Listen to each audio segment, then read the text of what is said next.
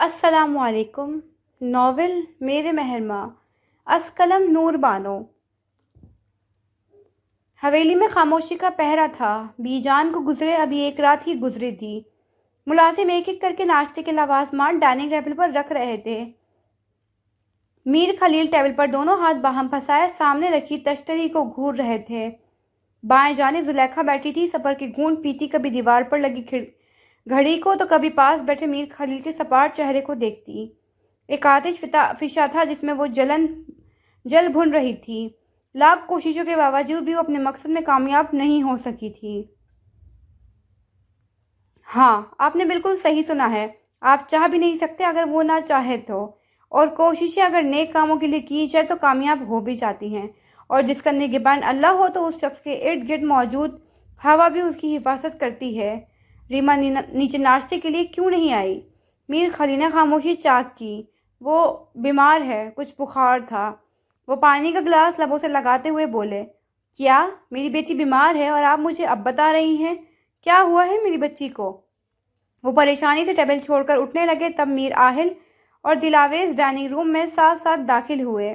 زلیخا نے کینہ توز نظروں سے دونوں کو باری باری دیکھا۔ میر خلیل اٹھتے اٹھتے رک گئے۔ گھبرانے کی بات نہیں ہے، میں نے دوا دے دی ہے، شاید بی جان کے انتقال کا غم لے لیا ہے۔ وہ دوبارہ اپنی کرسی سنبھالتے ہوئے بولی تو میر خلیل بادل نخواستہ دوبارہ بیٹھ گئے۔ ناشتہ سوگوار ماحول میں کھایا گیا۔ بھوک تو کسی کو بھی نہیں تھی، مگر سانس لینے کے لیے چند لقمے حلق سے اتارنا لازمی تھے۔ میر آہل نے بمشکل 2-3 نوالے حلق سے اتارے اور کھانے کی ٹیبل سے اٹھنے لگا۔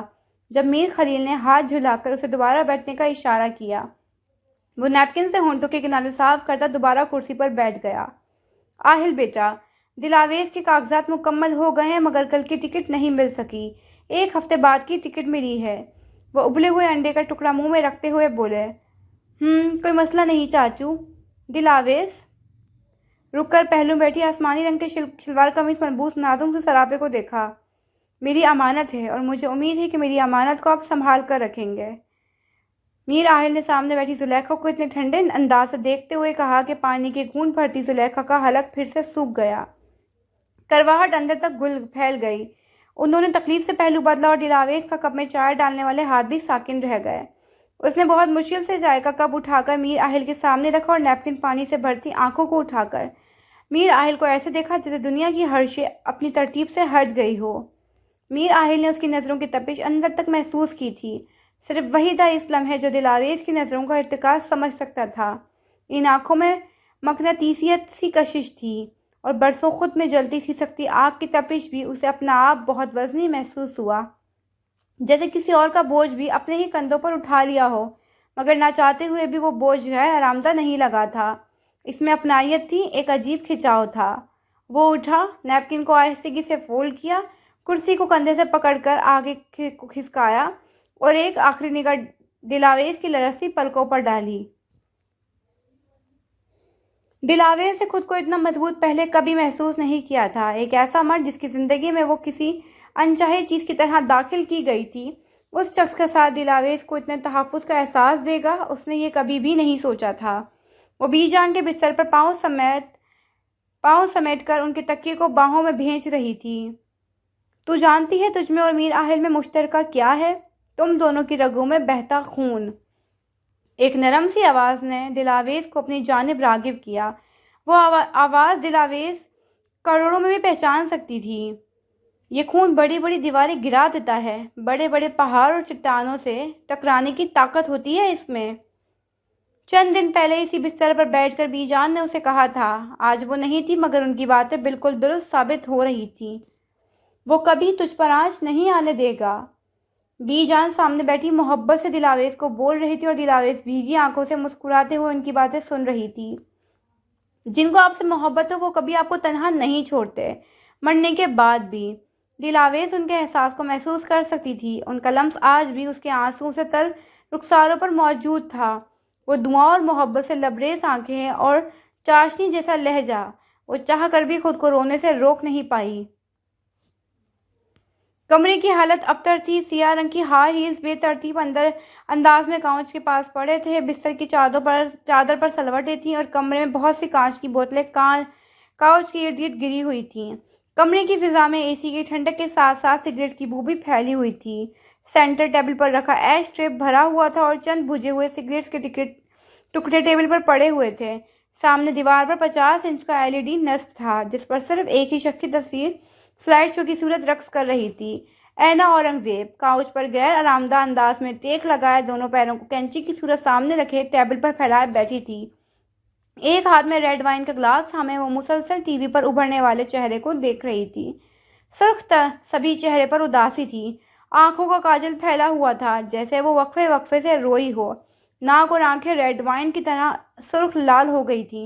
उसने पास पड़े मोबाइल पर चंद हिंसे दबा और फोन को लाउड स्पीकर पर डाला। The number you have dialled is currently unavailable, please try later. एक मशीनी आवाज कमरे में गूंजी। उसने तैश में आकर मोबाइल को खींचकर जमीन पर फेंका। जमीन पर गिरते ही मोबाइल 3 हिस्सों में तकसीम हो गया। ऐना ने लाल माया अपने हलक में उंडेला। बमुश्किल खुद को घसीटते हुए उसने सेंटर टेबल पर रखे रिमोट को उठाया और रिमोट का रुख एलईडी की जानिब करते हुए स्क्रीन पर चलते स्लाइड शो को पॉज किया। ऐना लड़खड़ाते हुए काउच की हत्थे का सहारा लेते हुए उठी और दीवार पर लगी एलईडी के नजदीक जाकर खड़ी हो गई। आंखों में अजीब सा खुमार लिए वो स्क्रीन पर नजर आती मीर आहिल की तस्वीर पर हाथ फेर रही थी। इस तस्वीर में मीर आहिल ने सियाह रंग का फॉर्मल सूट पहन रखा था, हाथों को जेब में मुक्कीद किए, आंखों पर सियाह चश्मा टिकाए वो एक जाजिब नजर शख्सियत लग रहा था। तुम मीर आहिल, तुम सिर्फ मेरे हो। ऐना औरंगजेब मगरूर अंदाज में एलईडी की स्क्रीन पर अंगिश्ते शहादत रखते हुए नशे में धुत बुलंद आवाज में बड़बड़ाई, तुम मेरे सिवा किसी के नहीं हो सकते, और अगर हमारे दरमियान कोई भी आया। रुक कर लबों को स्क्रीन से लगाया और धीमे अंदाज में मुस्कुराई, तो ऐना औरंगजेब उसे फना रसीद करेगी। अगले ही पल ऐना और औरंगजेब की मुस्कुराहट तल्ख हो गई। वो स्क्रीन से सर टिकाकर तस्वीर को देखती चली गई। आज शाम मीर आहिल की इंग्लैंड वापसी थी और एक हफ्ते बाद दिलावेज ने भी इंग्लैंड मीर आहिल के पास चले जाना था। सब सही था, बीजान की कमी अपनी जगह, मगर दरमियान में हाइल। ये एक हफ्ता बहुत मुश्किल था। वो बाहर बागीचे में हल्की धूप में टहल रही थी। घर आए मेहमान एक एक करके रुखसत हो गए थे। हवेली बिल्कुल खाली हो गई थी, गिनती के चंद मुलाजिम और घर वाले बस। क्या बात है, शादी के बाद तो तुम्हारा हुस्न मजीद निखर गया है। दिलावेज को तन्हा देखकर करीम न जाने किधर से टपक गया था। कुछ लोग बहुत ढीठ होते हैं, जितना भी जलील कर लो बाज नहीं आते। दिलावेज ने दिल ही दिल में तबसरा किया। वो कम अज कम आज के दिन उसकी किसी भी बकवास को सुनना नहीं चाहती थी। वो करीम की जानिब पुश्त किए फूलों की क्यारी को देखती रही। तुम्हारा आहिल तो जा रहा है आज, अब एक हफ्ता तन्हा यहाँ क्या करोगी तुम। वो दिलावेज के कान के पास झुककर बोला तो दिलावेज गुस्से से एड़ियों के बल घूमी, मगर उसका गुस्सा मिनटों में उड़नछू हो गया। मीर आहिल ढारते हुए कमीज की आस्तीन चढ़ाता हुआ चील की तरह करीम पर झपटा। सबको जितनी जल्दी हुआ कि करीम को संभलने का मौका नहीं मिला। दिलावेज सहम कर 2 कदम पीछे हुई। हिम्मत कैसे हुई मेरी बीवी के नजदीक जाने की। मीर आहिल भूखे शेर की तरह धाड़ रहा था। आहिल ने करीम को गुद्दी से पकड़ के उसके चेहरे को जमीन के करीब ले गया। मुलाजिम हक्का बक्का खड़े ये मंजर देखते रह गए। उनमें से एक मुलाजिम हवेली की जाने भागा, शायद मीर खलील को सूरत हाल से आगाह करने। दिलावेज मेरी बीवी है, मेरी इज्जत, और मीर आहिल अपनी इज्जत पर आंच नहीं आने देता। मीर आहिल करीम के कान के पास झुककर ऐसे गुर्रा रहा था, अगर मैं बीजान की जगह होता तो उसके जिस्म की एक भी हड्डी सलामत नहीं छोड़ता। मीर आहिल की खून रंग आंखों में देखते हुए दिलावेज को ये अल्फाज याद आए थे। आहिल ने करीम के पेट में घुटने से ज़रब लगाई। करीम करहाने लगा, मगर मीर आहिल ने उसे गुद्दी से दबोच रखा था। आहिल भाई माफ़ कर दें, गलती हो गई, आइंदा ऐसे। करीम मुल्तजियाना अंदाज में बोला, मगर आहिल ने बिना कुछ सुने उसके मुंह फुआरों से गिरता पानी में धकेल दिया। करीम मछली की तरह फड़फड़ाने लगा। उसके दोनों हाथ फुआरे के दरमियान कद की दीवार पर जमे थे। वो मुसलसल मजामत करने में नाकाम हो रहा था। प्लीज आहिल, करीम भाई मर जाएंगे, इन्हें छोड़ दें। दिलावेज की आंखें लबालब आंसुओं से भरने लगी, आवाज कांपने लगी। वो सहमी डरी सी मीर आहिल से इल्तिजा कर रही थी। जुलेखा चच्ची और मीर खलील भी मुलाजिम की खबर करने पर नंगे पांव बाहर भागे थे और बागीचे का मंजर देखकर उनके औसान खता हो गए थे। मीर आहिल ने गुस्से से लाल होती आंखें दिलावेज के सुर्ख सभी चेहरे पर मरकूज कर ली और देखते ही देखते आसपास का मंजर बदलता चला गया। करीम की गुद्दी पर मीर आहिल की गिरफ्त अब भी मजबूत थी, मगर उसे लगा कि वो कभी अपनी नजर सामने खड़ी रोती बिलखती लड़की के चेहरे से हटा नहीं पाएगा। ارد گرد ملازم میر خلیل اور زلیخا چچی کی التجاؤں کی آوازیں سماعتوں میں اترنے سے پہلے ہی راستے میں غرق ہو گئی۔ منظر میں حائل ہر شے دھندلی ہو گئی تھی۔ کچھ واضح تھا تو صرف دلاویز کا معصوم چہرہ، دلاویز کی التجا کرتی آواز، اور یکدم میر آہل نے کریم کی گدی کو جھٹکے سے چھوڑا۔ ہر شے نارمل ہو کر اپنی جگہ پر آ گئی۔ میر آہل نے چہرے پر پڑی پانی کے چھینٹوں کو ہاتھ کی پشت سے صاف کیا۔ کریم ہانپتا ہوا لمبی لمبی سانسیں لیتے ہوئے زمین پر جا گرا۔ زلیخا فوراً کریم کی جانب لگی اور زمین پر پنجوں کے بل بیٹھی اور کریم کے گیلے چہرے کو اپنے آنچل سے تھپتھپانے لگی۔ ابھی کل تک تو اس منحوس ماری سے شادی نہیں کرنا چاہتے تھے، اور اب ایک دن میں ایسا کیا ہو گیا کہ تو مارنے پر آ گیا ہے؟ ایک آتش فشاں تھا زلیخا کے اندر جو اب پھٹا تھا۔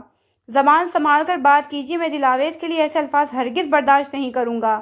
میر آہل نے برفیلے لہجے میں خبردار کیا۔ اچھا، اگر زبان نہ سنبھالی تو کیا کرے گا تو؟ مجھے بھی جان سے مار دے گا؟ زلیخا کے صبر کا پیمانہ لبریز ہوا۔ وہ مزید ضبط سے کام نہیں لے سکتی تھی۔ زلیخا، خاموش ہو جاؤ۔ میر خلیل نے ہاتھ کے اشارے سے زلیخا کو ٹوکا۔ آپ اب بھی اس کی طرف داری کر رہے ہیں؟ زلیخا کے اعصاب بھاری ہوئے۔ اس سے مزید برداشت کرنا ناممکن سا لگ رہا تھا۔ جب اپنا ہی سکہ کھوٹا نکلے تو دوسرے سے کیا گلہ کرنا؟ میر خلیل نے دونوں ہاتھ پشت پر باندھتے ہوئے کہا۔ کریم کو مجھ سمیت بی جان نے بھی خبردار کیا تھا، مگر وہ باز نہیں آیا۔ آہل نے جو کیا بالکل ٹھیک کیا۔ میر خلیل کی بات پر آہل نے چونک کر ان کے تھکان زدہ چہرے کو دیکھا۔ میں مزید کچھ نہیں کہنا چاہتا۔ بی جان کو گزرے ابھی 2 دن بھی ٹھیک سے نہیں ہوئے ہیں۔ اس حویلی میں اب مزید کچھ تماشا میں برداشت نہیں کر سکتا۔ تحمل سے کہتے ہوئے وہ لان عبور کر کے پورچ میں کھڑی اپنی گاڑی کی جانب بڑھ گئے۔ ان کے ایک اشارے پر ڈرائیور بھاگتا ہوا آیا اور پچھلی سیٹ کا دروازہ کھولا۔ شاید میر خلیل کھلی فضا میں سانس لینا چاہتے تھے، حویلی کی اداسی اور بدمزگی سے دور۔ میر خلیل کی گاڑی فراٹے مارتے ہوئے حویلی کے گیٹ سے باہر نکلی۔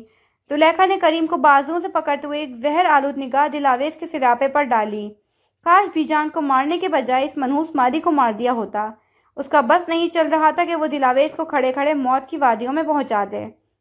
میر آہل اندر جانے لگا جب اس نے زلیخا چچی کی نظروں کو دیکھا۔ وہ دلاویز کو قہر برسانے والی نظروں سے گھور رہی تھیں۔ نہ جانے کیوں وہ جاتے جاتے رکا اور دلاویز کا ہاتھ اپنے ہاتھوں میں لیا۔ دلاویز کی سانسیں ساکن ہوئیں۔ وہ بالکل بھی اس چیز کی توقع نہیں کر سکتی تھی۔ اس سمے زلیخا اور کریم بھی میر آہل کی اس حرکت پر ہکا بکا رہ گئے۔ کسی کا خیال کرنا محبت کرنے سے زیادہ پیارا عمل ہے، اور محبت کی منزل تک جانے والی سیڑھیوں میں سب سے پہلی سیڑھی خیال اور پرواہ کی ہے، اور میر آہل اس سیڑھی پر اپنے قدم رکھ چکا تھا۔ محبت جادو نہیں جس کے لیے عمل کرنا پڑے، محبت ہنر بھی نہیں جسے سیکھنا پڑے۔ یہ جنون ہے جو اپنا سر پھرا خود چنتا ہے، یہ سکون ہے جو کسی کسی کو ملتا ہے، یہ آگ ہے جس آگ میں محض ایک عاشق جلتا ہے۔ دلاویز روئی کے بادل کی طرح کھنچتی چلی گئی۔ میر آہل اس سے ایک قدم آگے تھا، کسی مضبوط دیوار کی طرح۔ میر آہل نے اسے اپنی اوٹ میں چھپا لیا تھا۔ دلاویز کا ہاتھ اس کی گرفت میں تھا۔ یہ احساس دنیا کے باقی تمام احساسات پر حاوی تھا۔ وہ اس کے قدم پر قدم رکھتی اس کے پیچھے پیچھے چل رہی تھی۔ میر آہل کے ماتھوں پر شکنوں کا جال بچھا تھا، بال بکھرے ہوئے تھے، چہرہ اب بھی سرخی لیے ہوئے تھا۔ قمیص کے آستین کونے سے ذرا نیچے تک فولڈ تھے، ہاتھ کی نسیں باقاعدہ دکھائی دے رہی تھیں۔ اس نے کمرے کا دروازہ کھولا اور دلاویز کو اتنی زور سے اندر دھکیلا کہ لمحے بھر کے لیے اسے کچھ سمجھ نہیں آیا۔ دروازہ مقفل کر کے وہ غصے سے ایڑیوں کے بل گھوما۔ دلاویز نے بمشکل خود کو سنبھالا تھا۔ میر آہل غصے سے فاصلہ طے کرتا اس کے نزدیک آیا اور وہ سہمتے ہوئے پیچھے دیوار سے جا لگی۔ کیا ضرورت تھی تمہیں حویلی سے باہر قدم رکھنے کی؟ تمہیں معلوم ہے نا کہ کریم باہر لان میں ہی پڑا رہتا ہے؟ وہ دبی دبی آواز میں چیخا۔ دلاویز اسے خطا اور سانس کے ساتھ دیکھ رہی تھی۔ وہ ہچکچائی۔ خاموش۔ اس نے دلاویز کو بازو سے بھینچ لیا۔ دلاویز کے لبوں سے سسکی نکلی، مگر دل میر آہل کے نام کی سرگم پر رقص کر رہا تھا۔ میری آج انگلینڈ کی فلائٹ ہے، تمہیں اندازہ ہے تمہیں یہاں تنہا چھوڑ کر جانا کتنا بڑا رسک ہے؟ وہ تند مزاجی سے اسے دیکھتے ہوئے خفگی سے بول رہا تھا۔ رسک؟ میں اتنا عرصہ یہاں تنہا ہی رہ رہی تھی، پھر رسک کیسا؟ دلاویز نے دل ہی دل میں کہا۔ لب تو جیسے حرکت کرنا بھول گئے تھے۔ زلیخا چچی اور کریم کی موجودگی میں تمہیں احتیاط کرنی چاہیے، وہ ہنوز سابقہ انداز میں بول رہا تھا۔ زلیخا چچی اور کریم بھائی تو پہلے بھی تھے، اور دلاویز نم آنکھوں میں نمی سمیٹے اسے سنتے سنتے بنا آواز کے کہہ رہی تھی۔ او اچھا، پہلے میر آہل نہیں تھا۔ وہ بھیگی آنکھوں سے مسکرائی۔ میرے بہت سے کام ہیں جس کی وجہ سے میں رک نہیں سکتا، مگر میں نے 2 دن بعد کی ٹکٹ بک کروا لی ہے۔ اب تمہیں 1 ہفتہ انتظار نہیں کرنا پڑے گا۔ اس کی گرفت دلاویز کے بازوؤں پر ڈھیلی پڑ گئی۔ پہلے کے بنسبت لہجہ بھی دھیما ہو گیا تھا۔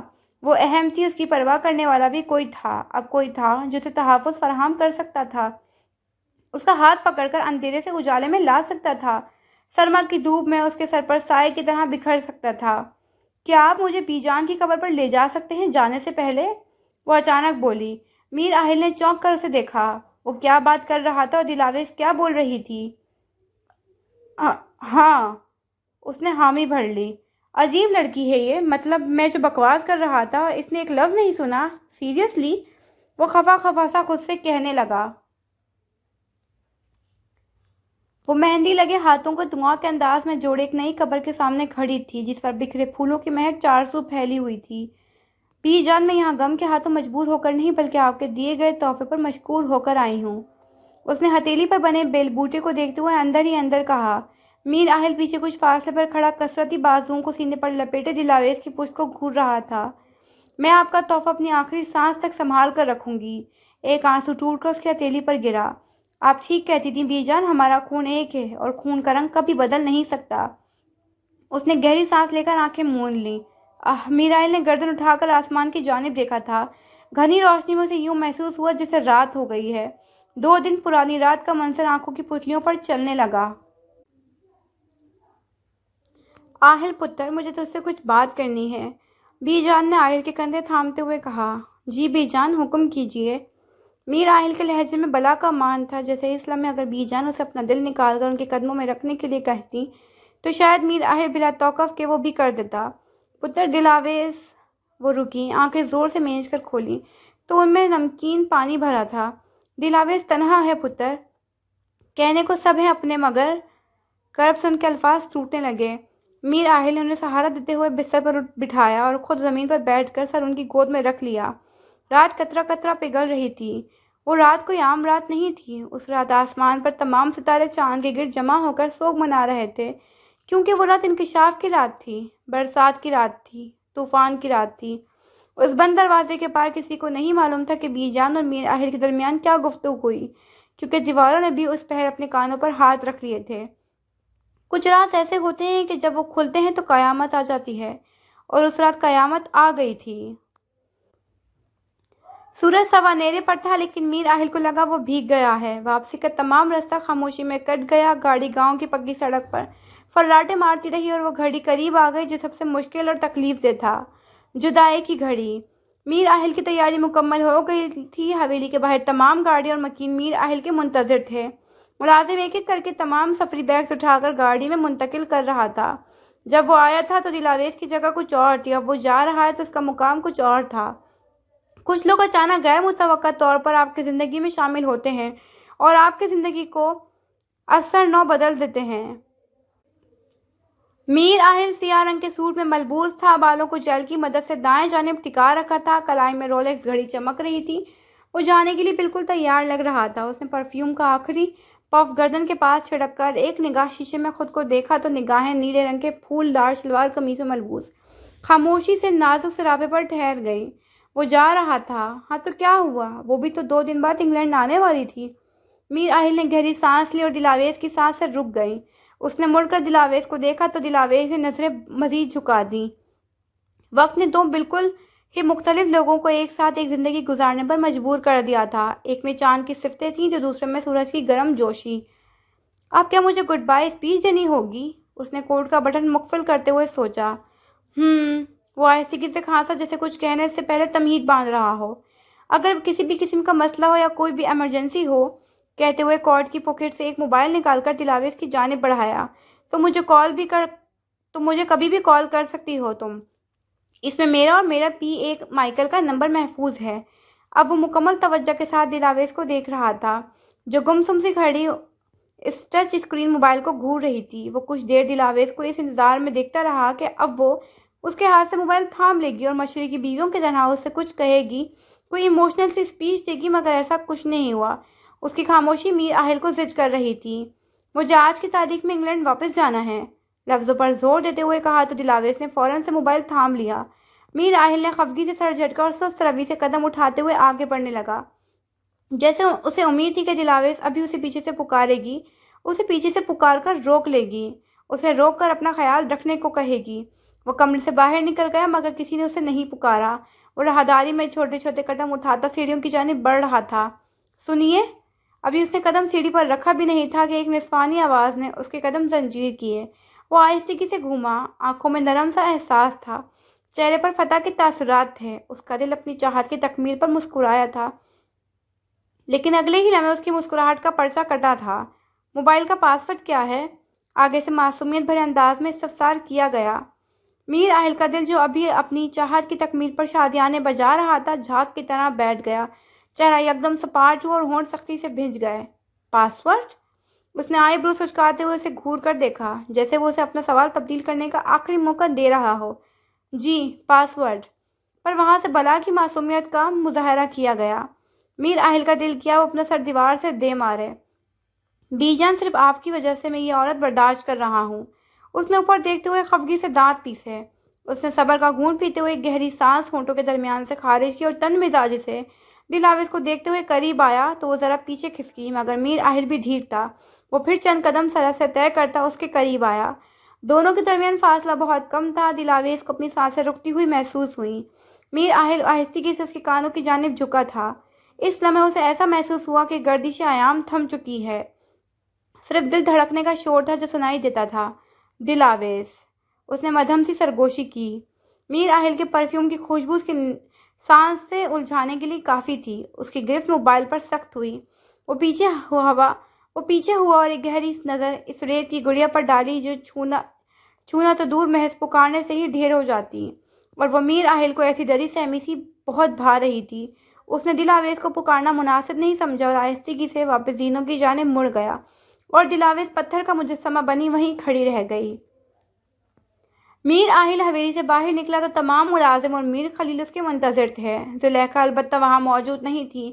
کریم ایک کونے میں منہ چھپائے کھڑا تھا۔ اس کی صحیح درگت بنائی تھی آہل نے۔ اب وہ دوبارہ ایسی غلطی کی جرات بھی نہیں کر سکتا تھا۔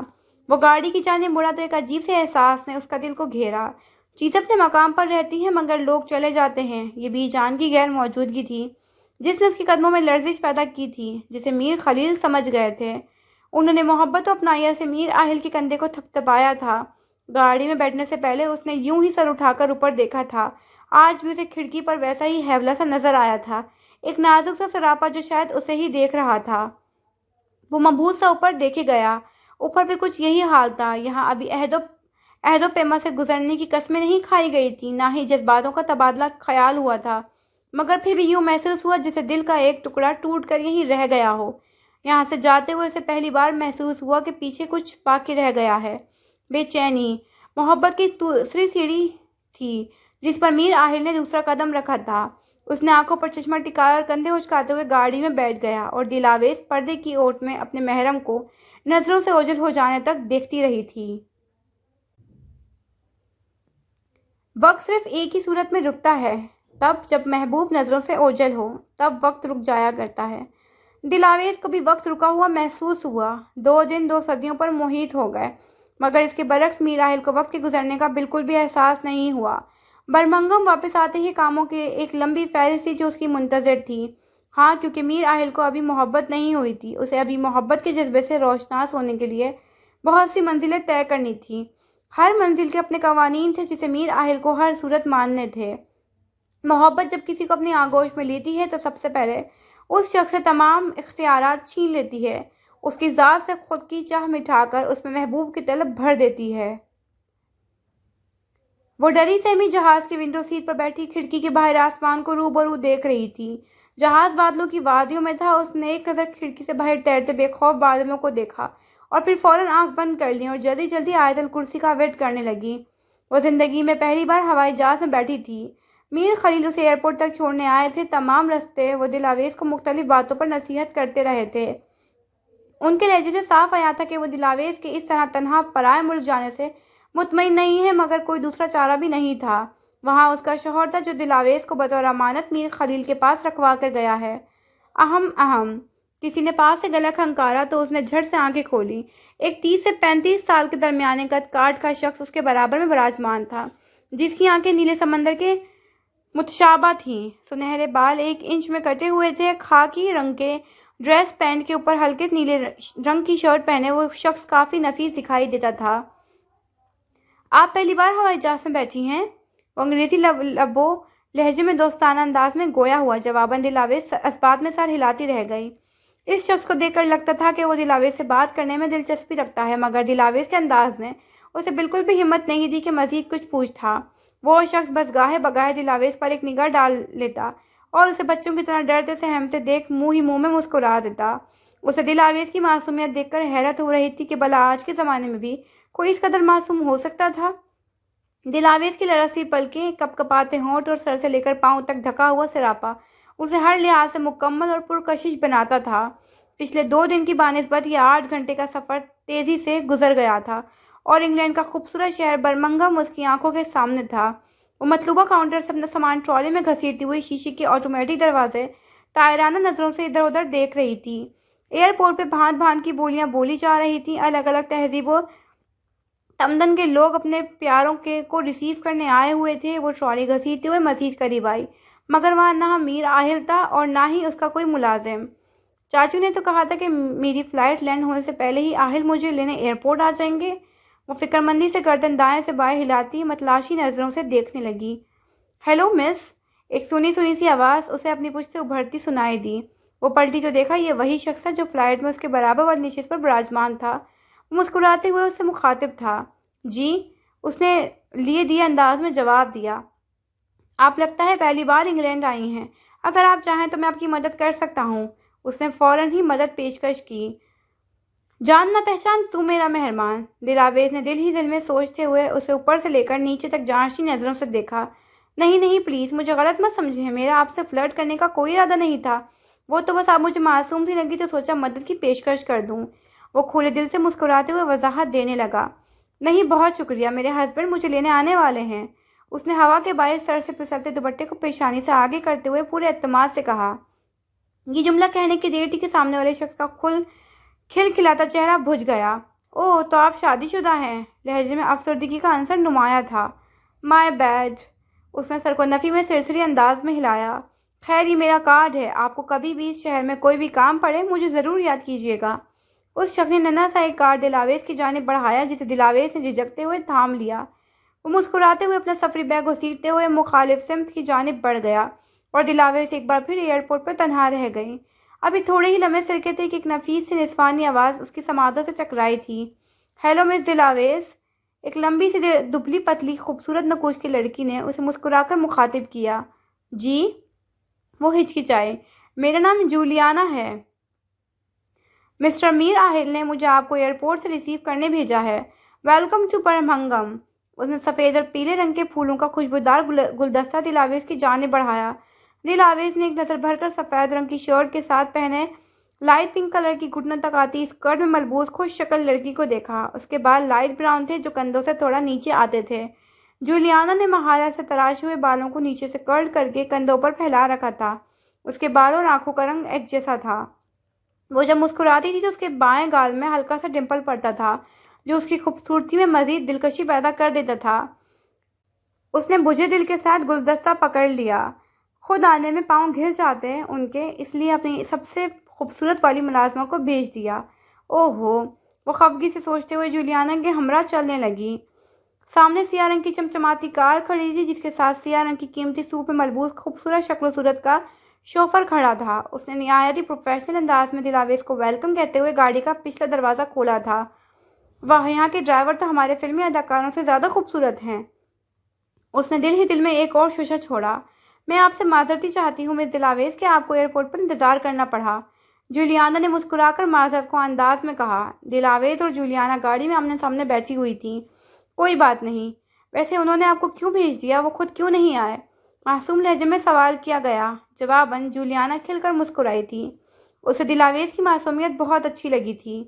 دراصل میم، سر لنڈن کسی نئے پروجیکٹ کی میٹنگ کے سلسلے میں گئے ہوئے ہیں۔ اس نے رک کر دل آویز کے چہرے کے تاثرات دیکھے، جہاں ایک عجیب سی یاسیت تھی مگر آپ فکر مت کریں، سر آج شام ہی میٹنگ وائنڈ اپ کر کے واپس آ جائیں گے۔ اس نے اس معصوم کو تسلی دینی چاہیے۔ وہ اب اداس نظر آ رہی تھی۔